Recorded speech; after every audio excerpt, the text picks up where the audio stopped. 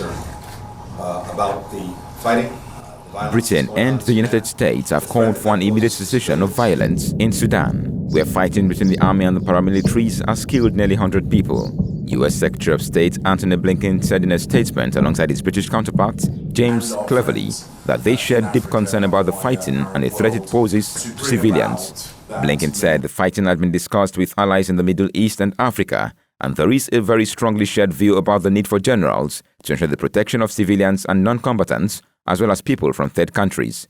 Speaking on the sidelines of the G7 foreign ministers meeting in the Japanese town of Karuizawa, he said there was an agreement on the need for an immediate ceasefire and a return to talks. His British counterpart James Cleverly added that the immediate future lies in the hands of the generals who are engaged in the fight. There is a shared deep concern about the fighting, the violence that's going on in Sudan, the threat that poses to civilians, that it poses to the Sudanese nation, and potentially poses even to the region. We call upon an immediate cessation of violence, a return to the talks which seem to be heading in the direction of civilian government, and of course that is the ultimate desired outcome. We will continue working both with our close friends in the United States of America and our friends in Africa and the wider Arab world to bring about that move towards peace and a civilian